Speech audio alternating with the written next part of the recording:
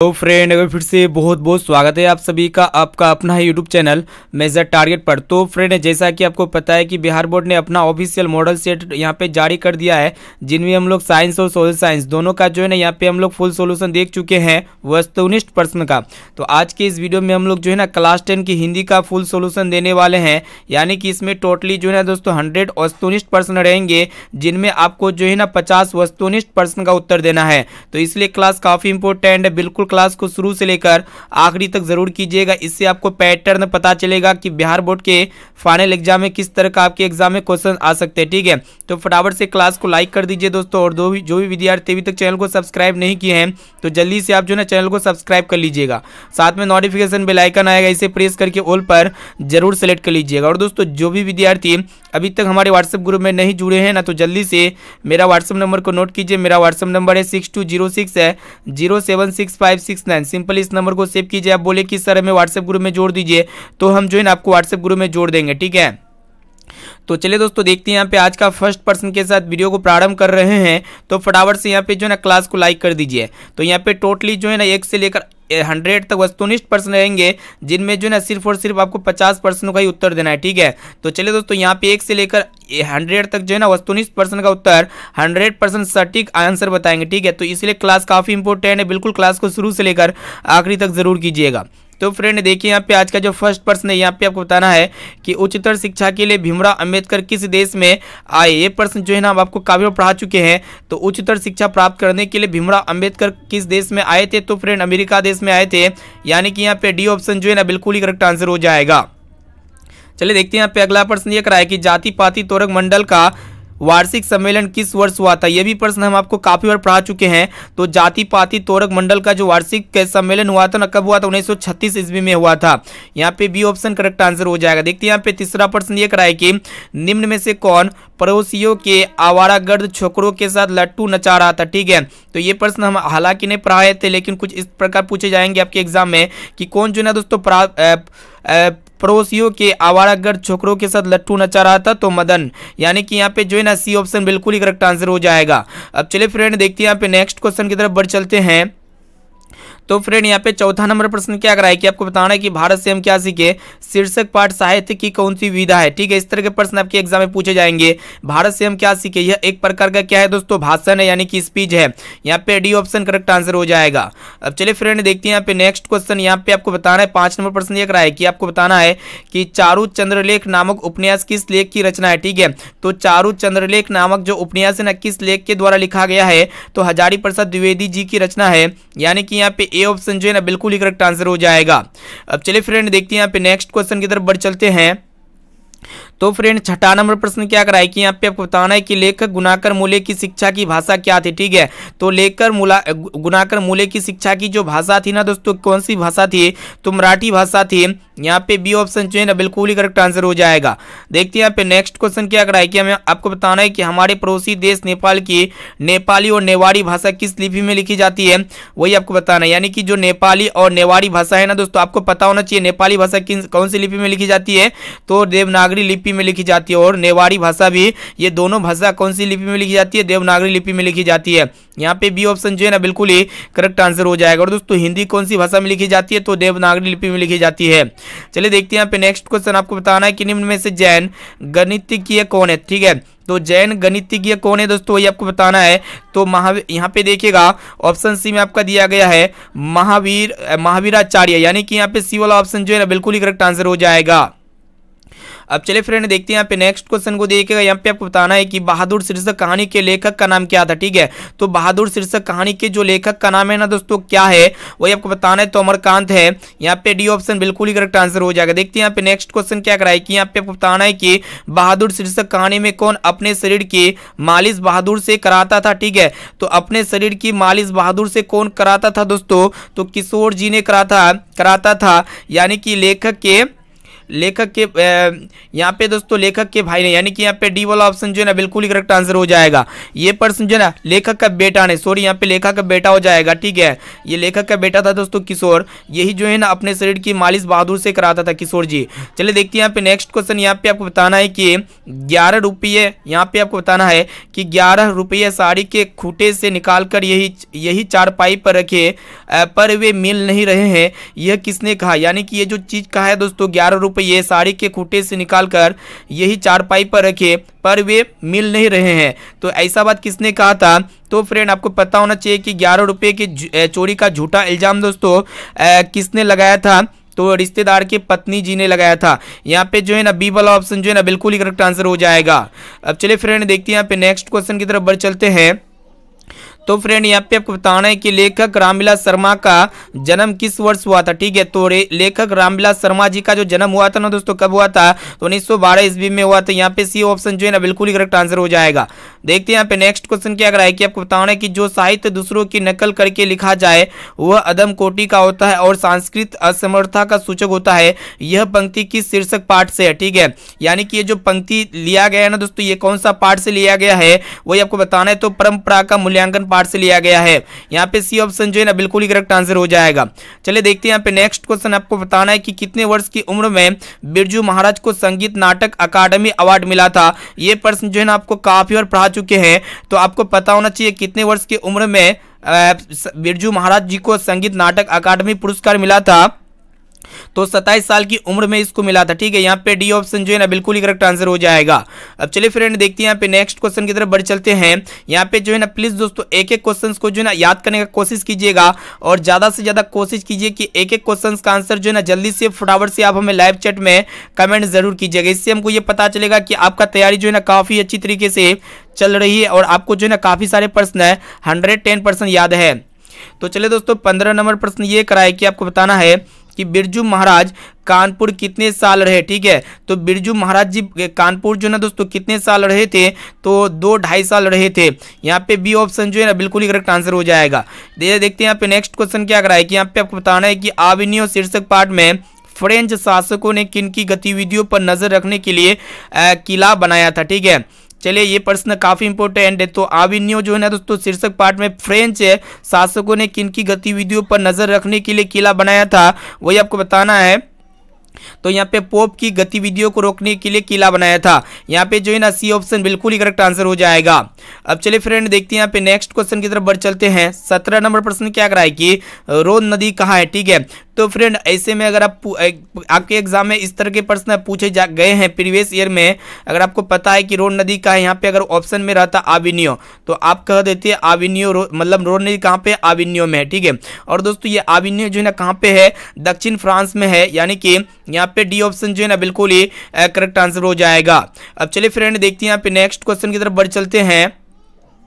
तो फ्रेंड यहाँ पे देखिएगा नेक्स्ट क्वेश्चन ये कराए कि आपको बताना है कि दीवार में एक खिड़की रहती थी नामक उपन्यास किस लेखक की रचना है, ठीक है। तो दीवार में एक खिड़की रहती थी नामक जो उपन्यास है ना किस लेखक के द्वारा रचना गया है, रचिता गया है, इस तरह कह सकते हैं। तो विनोद कुमार शुक्ल के द्वारा रचाया गया है, ठीक है। यहाँ पे ए ऑप्शन जो है ना बिल्कुल ही करेक्ट आंसर हो जाएगा।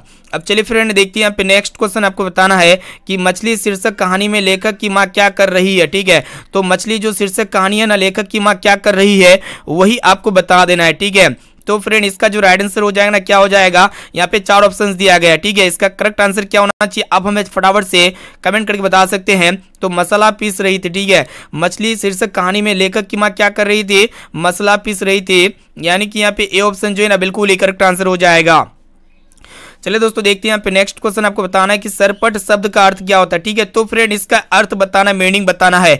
तो सरपट का जो अर्थ होता है ना दोस्तों, आपको लोग कहते हैं कि सरपट से भागो, वो सरपट से भाग रहा है, ठीक है। तो सरपट का मतलब क्या होता है, तेजी, यानी कि यहाँ पे बी वाला ऑप्शन जो है ना बिल्कुल ही करेक्ट आंसर हो जाएगा। अब चलिए फ्रेंड देखते हैं यहाँ पे नेक्स्ट क्वेश्चन को देखिएगा। यहाँ पे जो है ना देखिएगा प्रश्न ये कराया कि आपको बताना है कि यतीन्द्र मिश्र ने स्पीक मैके विरासत 2001 के कार्यक्रम के लिए रूपांकर कलाओं पर केंद्रित किस पत्रिका का संपादन किया, ठीक है। तो इसका जो राइट आंसर हो जाएगा ना दोस्तों क्या होना चाहिए, तो साहित्य हो जाएगा, ठीक है। एक प्रकार का साहित्य था। यहाँ पे बी ऑप्शन जो है ना बिल्कुल ही करेक्ट आंसर हो जाएगा। देखते हैं यहाँ पे नेक्स्ट क्वेश्चन क्या कराया कि अमरुद्दीन बिस्मिल्लाह खां का नानियाल का है, ठीक है। यानी कि जो अमरुद्दीन दोस्तों है बिस्मिल्लाह खां जिसका दूसरा नाम है, तो इसका जो नानिहाल है ना दोस्तों कहाँ पे है वही आपको बताना है, ठीक है। तो फ्रेंड इसका जो नानी हाल है कहाँ पे है, देखिएगा यहाँ पे वृंदावन में या फिर बलिया में या फिर ऑप्शन सी में आपका दिया हुआ है पोरबंदर में या फिर काशी में, ठीक है। तो फ्रेंड कहाँ पे है वही आपको बताना है। तो इसका सही और सटीक राइट आंसर हो जाएगा काशी, यानी कि डी ऑप्शन जो है ना बिल्कुल ही करेक्ट आंसर हो जाएगा। चलिए दोस्तों देखते हैं यहाँ पे नेक्स्ट क्वेश्चन क्या कराए कि यहाँ पे आपको बताना है कि बिस्मिल्लाह खां अमीरुद्दीन फिल्म देखने के लिए किन से 6 पैसे लेते थे, ठीक है।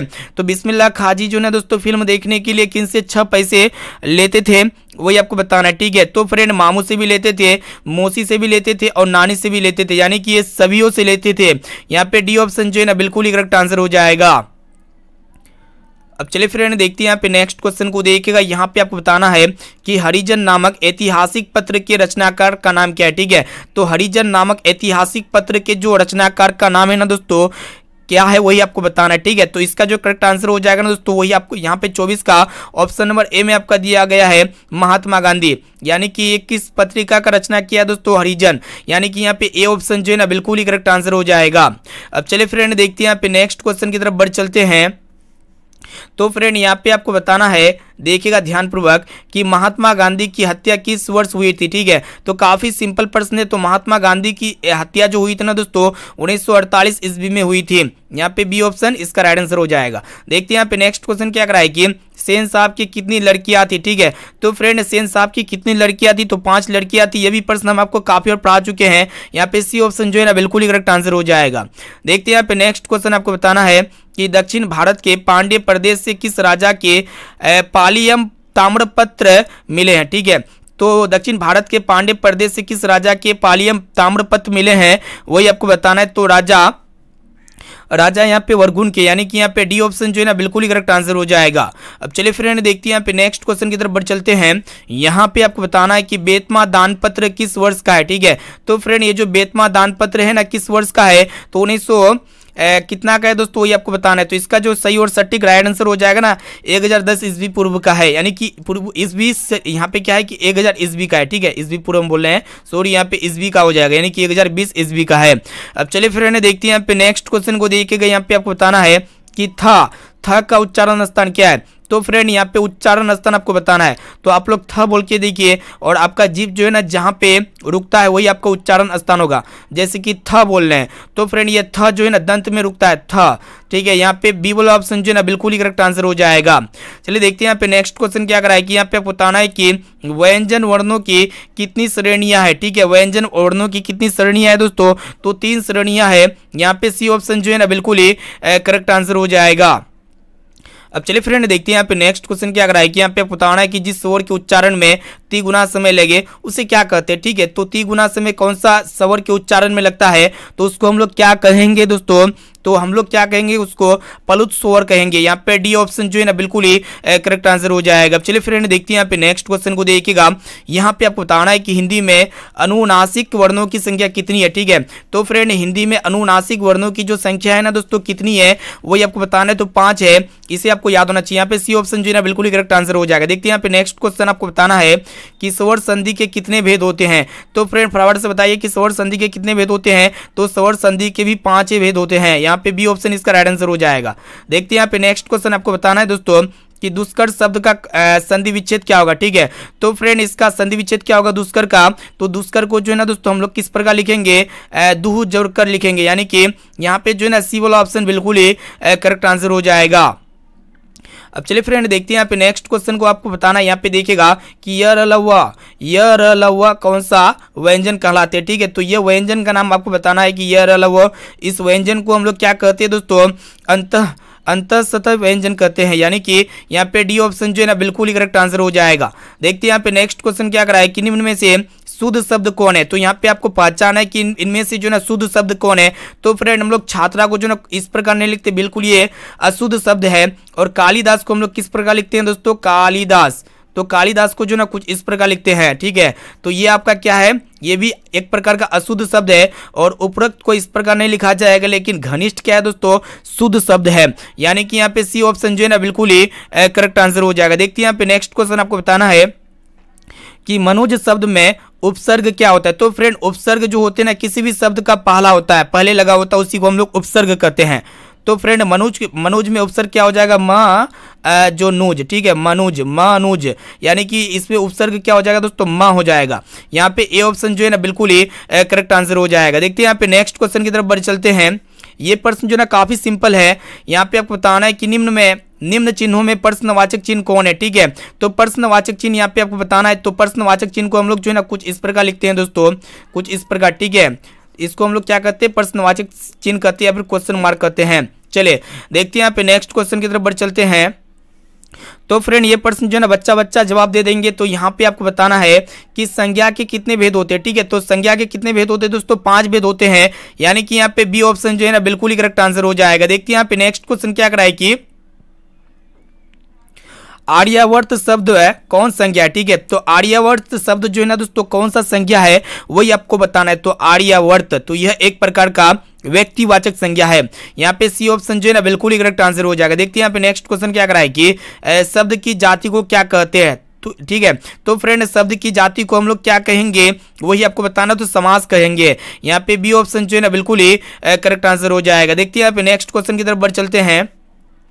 तो फ्रेंड यहाँ पे आपको बताना है कि शब्द शक्ति शब्द कौन लिंग है, ठीक है। तो फटाफट से बताइए दोस्तों, ये जो शक्ति शब्द है ना ये कौन सा लिंग है? स्त्रीलिंग है, पुल्लिंग है, पुल्लिंग है, ठीक है। तो शक्ति जो है ना, जैसे कि हमारी शक्ति दोगुनी हो गई, हम लोग बोलते हैं ना कि हमारी शक्ति दोगुनी होगी, तो दोगुनी हो गई यहाँ पे क्या है? स्त्रीलिंग है, यानी कि यहाँ पे ए ऑप्शन जो है ना बिल्कुल ही करेक्ट आंसर हो जाएगा। देखते हैं यहाँ पे नेक्स्ट क्वेश्चन आपको बताना है कि जिस विकारी शब्द से एक पदार्थ या एक व्यक्ति का बोध होता है उसे क्या कहते हैं? तो जिस भी विकारी शब्द से एक पदार्थ या एक व्यक्ति का बोध होता है ना, तो उसे हम लोग क्या कहते हैं दोस्तों?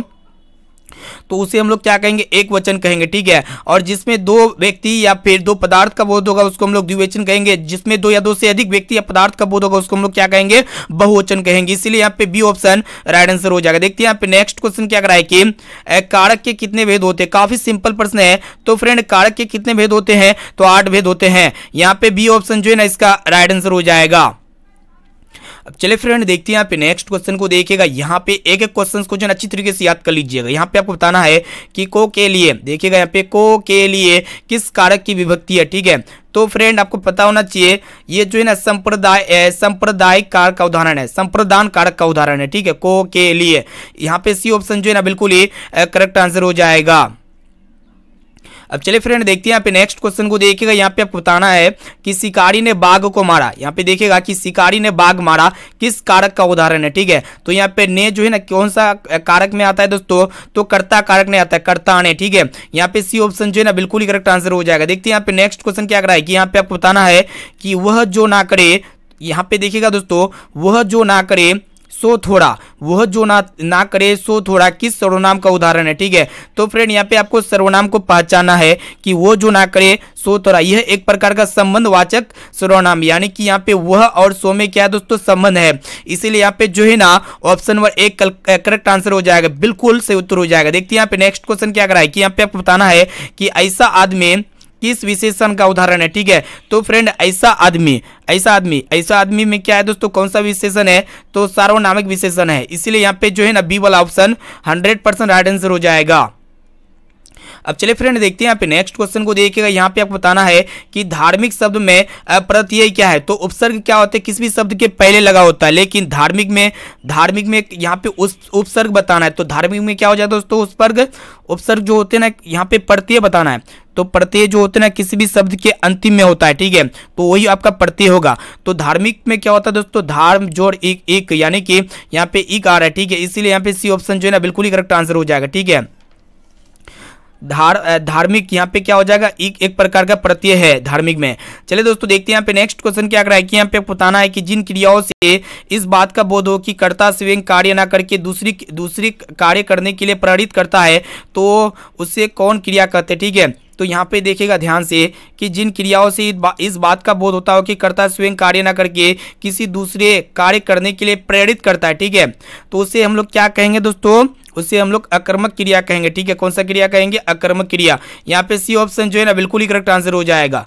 अब चलिए फ्रेंड देखते हैं यहाँ पे नेक्स्ट क्वेश्चन को। देखिएगा यहाँ पे आपको बताना है, देखिएगा कि मैं घड़ा भरता हूँ, मैं घड़ा भरता हूँ किस क्रिया का उदाहरण है। ठीक है, तो फ्रेंड यह एक प्रकार का जो है ना कौन सा क्रिया का उदाहरण होना चाहिए वही आपको बताना है। तो यह एक प्रकार का आक्रामक क्रिया का उदाहरण होगा। यहाँ पे ए ऑप्शन जो है ना बिल्कुल ही करेक्ट आंसर हो जाएगा। इससे पहले हम लोग क्वेश्चन जो देखे दोस्तों, यहाँ पे प्रेरित करता है ना, देखिएगा ये क्या करता है कि जिन क्रियाओं से इस बात का बोध हो कि कर्ता स्वयं ना करके किसी दूसरे को कार्य करने के लिए प्रेरित करता है, तो यह एक प्रकार का कौन से क्रिया का उदाहरण होगा, यहाँ पे प्रेरणार्थक क्रिया का उदाहरण होगा। ठीक है, प्रेरणार्थक क्रिया, यहाँ पे सी ऑप्शन नहीं होगा दोस्तों। अब चलिए फ्रेंड देखते हैं यहाँ पे नेक्स्ट क्वेश्चन की तरफ बढ़ चलते हैं। तो फ्रेंड यहाँ पे आपको बताना है कि भूत शब्द में प्रत्यय है क्या है। तो प्रत्यय किसी भी शब्द के अंतिम में होता है और उपसर्ग किसी भी शब्द के पहले होता है।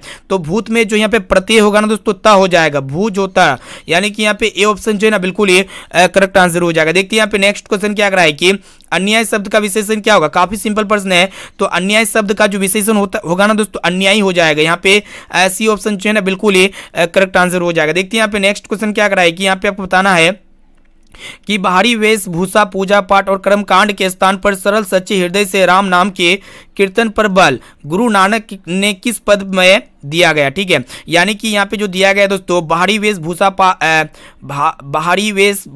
पूजा पाठ कर्मकांड के स्थान पर सरल सच्चे हृदय से राम नाम के कीर्तन पर बल गुरु नानक के किस पद में दिया गया है। तो यह जो है दोस्तों द्वितीय पद में दिया गया है। यहाँ पे बी ऑप्शन जो है ना बिल्कुल ही करेक्ट आंसर हो जाएगा। अब चलिए फ्रेंड देखते हैं यहाँ पे नेक्स्ट क्वेश्चन की तरफ बढ़ चलते हैं। तो फ्रेंड यहाँ पे प्रश्न को ध्यानपूर्वक देखना है और आप जो है ना एक एक क्वेश्चन का आंसर जल्दी से फटाफट से कमेंट कीजिएगा। प्रश्न ये रहा है कि आपको बताना है कि आशा दीवार किसकी रचना है। ठीक है, तो फ्रेंड ये आशा दीवार जो है ना किसकी रचना है वही आपको बताना है। तो गुरु नानक जी की रचना है। यहाँ पे डी ऑप्शन राइट आंसर हो जाएगा। देखते हैं यहाँ पे नेक्स्ट क्वेश्चन क्या रहा है कि सीखा शब्द का अर्थ क्या है। ठीक है, तो फ्रेंड सीखा शब्द का जो सही और सटीक अर्थ होता है ना क्या होता है, चोटी होता है। सीखा मतलब क्या होता है दोस्तों, चोटी होता है। अब देखते हैं यहाँ पे नेक्स्ट क्वेश्चन क्या कर रहा है कि प्रेम अयनी श्री राधिका शीर्षक दोहे के रचनाकार कौन है। तो प्रेम अयनी शीर्षक राधिका शीर्षक दोहे के जो रचनाकार है ना दोस्तों कौन है, तो रसखान जी है। यानी कि यहाँ पे बी ऑप्शन जो है ना बिल्कुल ही राइट आंसर हो जाएगा। चलिए दोस्तों देखते हैं यहाँ पे नेक्स्ट क्वेश्चन की तरफ बढ़ चलते हैं। यहाँ पे आपको बताना है कि निम्नलिखित में से किस कवि की सवैये और घनाक्षरी अत्यंत प्रसिद्ध है। ठीक है, यानी कि किस कवि की सवैया और घनाक्षरी अत्यंत प्रसिद्ध है वही आपको बताना है। ठीक है, तो आचार्य जी की प्रसिद्ध है। यानी कि सॉरी दोस्तों यहाँ पे प्रश्न काफी इंपॉर्टेंट है। तो इसका राइट आंसर क्या हो जाएगा दोस्तों, रसखान हो जाएगा। इसका भी ऑप्शन नंबर डी जो है ना बिल्कुल ही करेक्ट आंसर हो जाएगा। अब चलिए फ्रेंड देखते हैं यहाँ पे नेक्स्ट क्वेश्चन की तरफ बढ़ चलते हैं। देखिएगा 59 नंबर प्रश्न क्या कराए कि यहाँ पे आपको बताना है कि प्रेम मार्ग का ऐसा प्रवीण और धीर प्रतीक तथा जवादानी का ऐसा दावा रखने वाले ब्रज भाषा का दूसरा कवि नहीं हुआ। कवि घनानंद के बारे में यह किसने कहा। यानी कि ये जो बात कहा है दोस्तों प्रेम मार्ग का ऐसा प्रवीण और धीर प्रतीक तथा जवादानी का ऐसा दावा रखने वाला ब्रज भाषा का दूसरा कवि नहीं हुआ। तो ये कवि घनानंद के बारे में किसने कहा था दोस्तों, तो आचार्य रामचंद्र शुक्ल जी ने कहा था। यहाँ पे जो है ना बी वाला ऑप्शन बिल्कुल ही राइट आंसर हो जाएगा। देखते हैं यहाँ पे नेक्स्ट क्वेश्चन क्या कर रहा है कि आपको बताना है कि कवि घनानंद अपने आंसुओं को कहाँ पहुंचाना चाहते हैं। ठीक है, तो कवि घनानंद जी अपने आंसुओं को जो है दोस्तों कहाँ पे पहुंचाना चाहते हैं, तो सुजान के आंगन में पहुंचाना चाहते हैं। यहाँ पे सी ऑप्शन जो है ना बिल्कुल ही राइट आंसर हो जाएगा। अब चलिए फ्रेंड देखते हैं यहाँ पे नेक्स्ट क्वेश्चन की तरफ बढ़ चलते हैं। तो फ्रेंड यहाँ पे आपको बताना है, देखिएगा कि कौन कवि काव्य और जीवन दोनों क्षेत्रों में भारतेंदु हरिश्चंद्र को अपना आदर्श मानते थे। ठीक है, काफी इंपॉर्टेंट है। कौन कवि है काव्य और जीवन दोनों क्षेत्रों में भारतेंदु हरिश्चंद्र को अपना आदर्श मानते थे वही आपको बताना है। तो इसका राइट आंसर हो जाएगा दोस्तों ऑप्शन नंबर डी। यहाँ पे डी ऑप्शन जो है ना बिल्कुल ही करेक्ट आंसर हो जाएगा, यानी कि प्रेम घन। चलिए देखते हैं यहाँ पे नेक्स्ट क्वेश्चन क्या कर रहा है कि सवर्ण धूलि शीर्षक काव्य किस कवि की रचना है। तो सवर्ण धूलि शीर्षक काव्य जो है ना दोस्तों किस कवि की रचना है, तो कुंवर नारायण जी की रचना। इसे आपको याद होना चाहिए। सॉरी यहाँ पे 62 का जो सही और सटीक आंसर हो जाएगा ना दोस्तों सुमित्रा नंदन पंत हो जाएगा। यहाँ पे डी ऑप्शन जो है ना बिल्कुल ही राइट आंसर हो जाएगा। देखते हैं यहाँ पे नेक्स्ट क्वेश्चन क्या कराएगी कि यहाँ पे आपको बताना है कि आत्मजयी नामक प्रबंध काव्य किसकी रचना है। ठीक है, तो आत्मजयी नामक प्रबंध काव्य जो है ना ये किसकी रचना है, तो ये जो है ना दोस्तों कुंवर नारायण जी की रचना है। यहाँ पे बी ऑप्शन जो है ना राइट आंसर हो जाएगा। अब चलिए फ्रेंड देखते हैं यहाँ पे नेक्स्ट क्वेश्चन की तरफ बढ़ चलते हैं।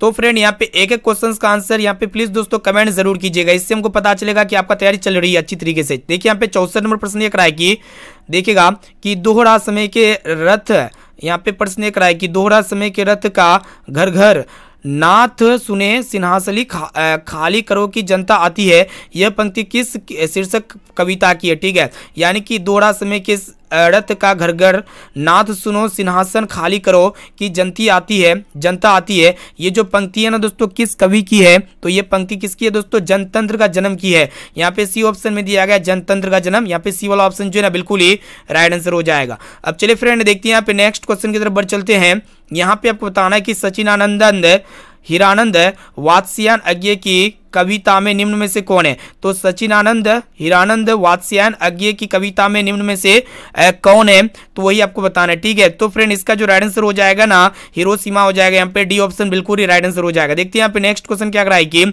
हिरोशिमा शीर्षक कविता में जली हुई छाया किसकी साक्षी है? ठीक है, तो हिरोशिमा कविता में जली हुई छाया दोस्तों किसकी साक्षी है? तो मानव की है। इसे आपको याद होना चाहिए। यहाँ पे ए ऑप्शन जो है ना बिल्कुल ही राइट आंसर हो जाएगा। देखते हैं यहाँ पे नेक्स्ट क्वेश्चन क्या कराए कि एक वृक्ष की हत्या शीर्षक कविता में कौन हमेशा चौंकाना रहता है? ठीक है, तो फ्रेंड ये जो एक वृक्ष की हत्या है ना शीर्षक कविता में कौन हमेशा चौंकना रहता है दोस्तों? तो वृक्ष जो है ना ये चौंकना रहता है। यहाँ पे बी ऑप्शन जो है ना बिल्कुल ही राइट आंसर हो जाएगा। अब चलिए फ्रेंड देखते हैं यहाँ पे नेक्स्ट क्वेश्चन को देखिएगा। यहाँ पे आपको बताना है कि कवि वीरेंद्र डंगवाल का जन्म किस वर्ष हुआ था? ठीक है, तो कवि वीरेंद्र डंगवाल जी का जन्म जो हुआ था ना दोस्तों किस वर्ष हुआ था?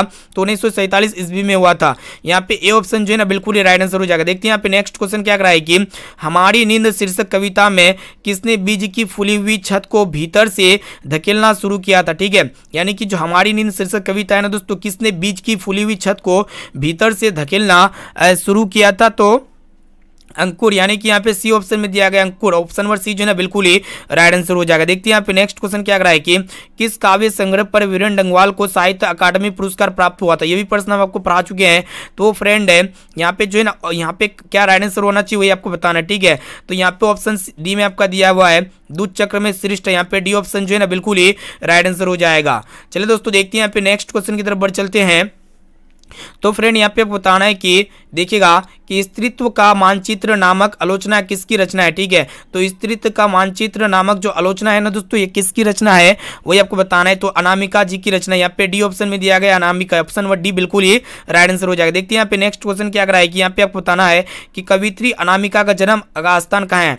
तो फ्रेंड ये कवित्री अनामिका जी का जन्म स्थान जो है दोस्तों कहाँ पे है वही आपको बताना है। ठीक है, तो इसका जो राइट आंसर हो जाएगा ना दोस्तों क्या होगा? ऑप्शन सी में आपका दिया गया बिहार, यानी कि बिहार हो जाएगा इसका राइट आंसर। देखते हैं यहाँ पे नेक्स्ट क्वेश्चन क्या कराए कि लेखक श्रीनिवास को साहित्य अकादमी ने किस वर्ष पुरस्कृत किया? ठीक है, मतलब लेखक जो है ना दोस्तों श्रीनिवास जी को साहित्य अकादमी पुरस्कार कब प्राप्त हुआ था उसे वही आपको बताना है। तो फ्रेंड 1967 ईस्वी में प्राप्त हुआ था। यहाँ पे बी ऑप्शन में दिया गया है। यहाँ पे बी ऑप्शन जो है ना बिल्कुल ही राइट आंसर हो जाएगा। अब चलिए फ्रेंड देखते हैं यहाँ पे नेक्स्ट क्वेश्चन क्या कराए कि दही वाली मगम्मा शीर्षक कहानी का अनुवाद किसने किया? काफी सिंपल प्रश्न है। तो दही वाली मगम्मा कहानी जो है ना दोस्तों इसका अनुवाद किसने किया था वही आपको बताना है। ठीक है, तो बी आर नारायण जी ने किया था। यहाँ पे बी ऑप्शन में दिया गया। यहाँ पे बी वाला ऑप्शन जो है ना राइट आंसर हो जाएगा। अब चलिए फ्रेंड देखते हैं यहाँ पे नेक्स्ट क्वेश्चन क्या कराए कि डहते विश्वास शीर्षक कहानी के लेखक का नाम क्या है? तो डहते विश्वास शीर्षक कहानी के लेखक का जो नाम है ना दोस्तों सातकोरी होता है। यहाँ पे बी ऑप्शन में दिया गया है। चलिए देखते हैं यहाँ पे नेक्स्ट क्वेश्चन क्या कराए कि पिछले कई दिनों से लगातार बारिश होते देख लक्ष्मी को क्या लग रहा था? ठीक है, तो फ्रेंड इसका जो राइट आंसर हो जाएगा ना क्या होगा आप लोग बता सकते हैं?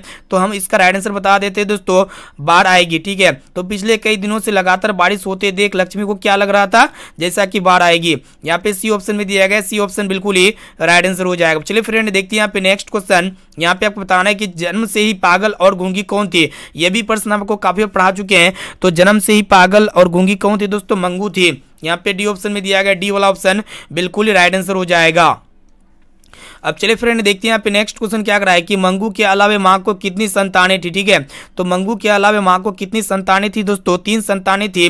यहाँ पे सी ऑप्शन में दिया गया। सी ऑप्शन जो है ना बिल्कुल ही राइट आंसर हो जाएगा। देखते हैं यहाँ पे नेक्स्ट क्वेश्चन क्या कराए कि नगर शीर्षक कहानी के लेखक का नाम क्या है? ठीक है, जो नगर शीर्षक कहानी है दोस्तों इसके लेखक का नाम क्या है? तो सुजाता है। इसे आपको याद होना चाहिए। यहाँ पे ए ऑप्शन में दिया गया सुजाता। ऑप्शन ए बिल्कुल ही करेक्ट आंसर हो जाएगा। यहाँ पे आपको बताना है कि वल्ली अम्मा की बेटी का नाम क्या था? ठीक है, तो फ्रेंड ये वल्ली अम्मा की बेटी का नाम क्या था? पपादी था। यहाँ पे ए ऑप्शन जो है ना बिल्कुल ही राइट आंसर हो जाएगा। प्रश्न आपको काफी पढ़ा चुके हैं।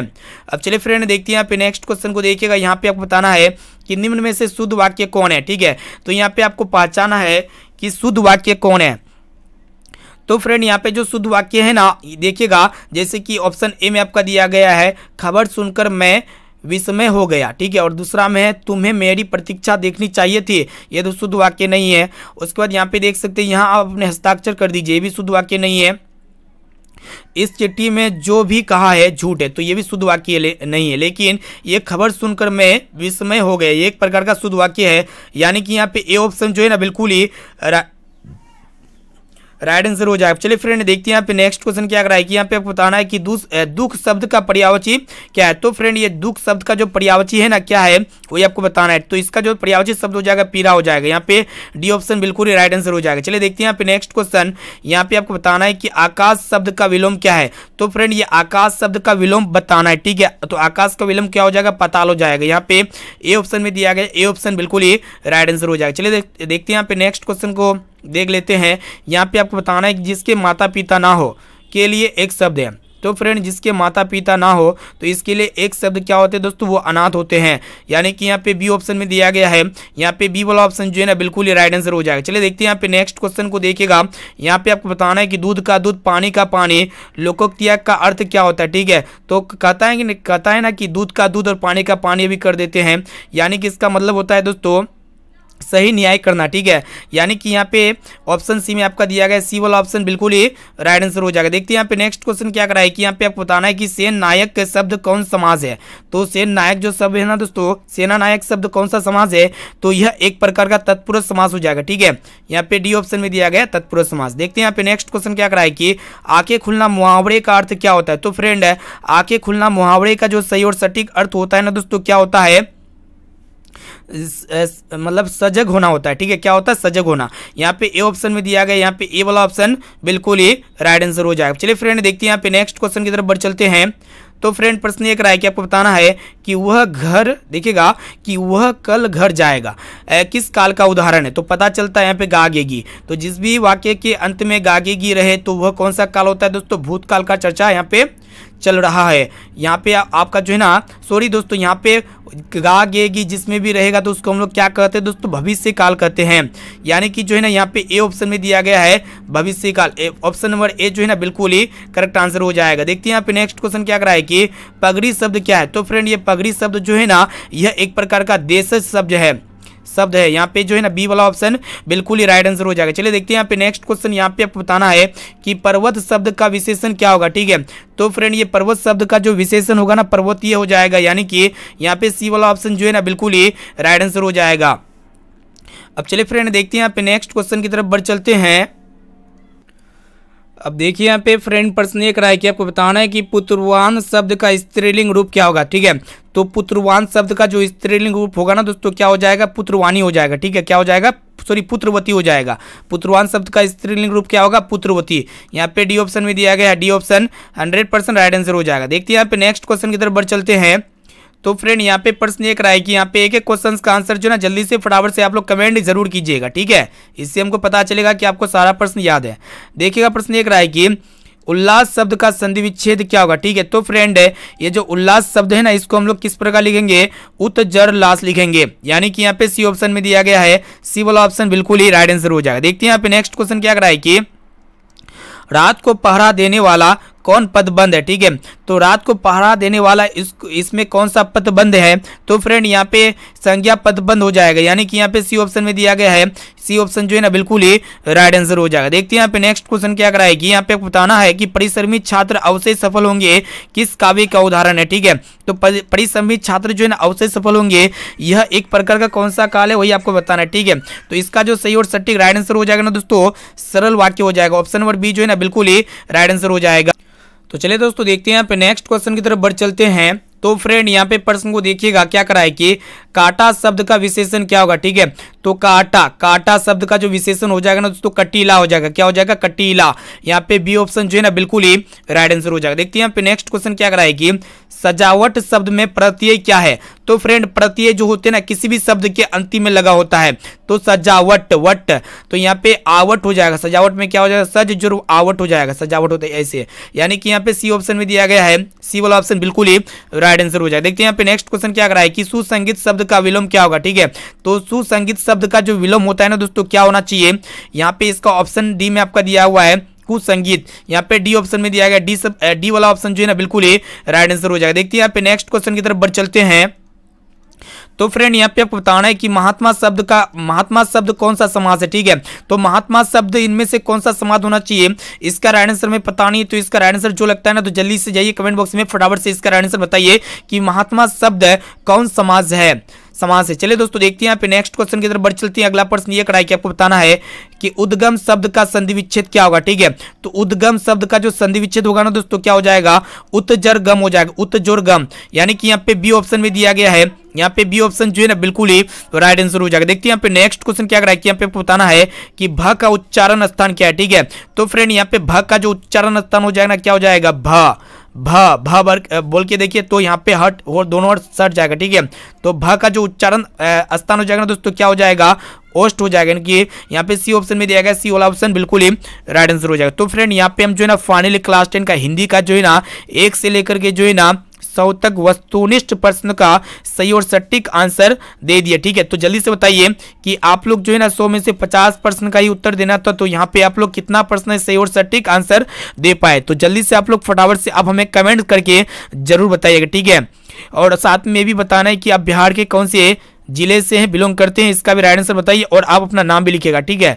तो फ्रेंड यहाँ पे जो भी विद्यार्थी अभी तक वीडियो को लाइक नहीं किए हैं तो जल्दी से आप फटाफट से वीडियो को लाइक कर दीजिएगा। और दोस्तों चैनल पर नए हैं ना तो प्लीज दोस्तों चैनल को सब्सक्राइब कर लीजिएगा, साथ में नोटिफिकेशन बेल आइकन आएगा, इसे प्रेस करके ऑल पर जरूर सेलेक्ट कर लीजिएगा। और दोस्तों जो भी विद्यार्थी हमारे व्हाट्सएप ग्रुप में नहीं जुड़े हैं तो जल्दी से फटाफट से मेरा व्हाट्सएप नंबर लीजिए। मेरा व्हाट्सएप नंबर है 6206076569।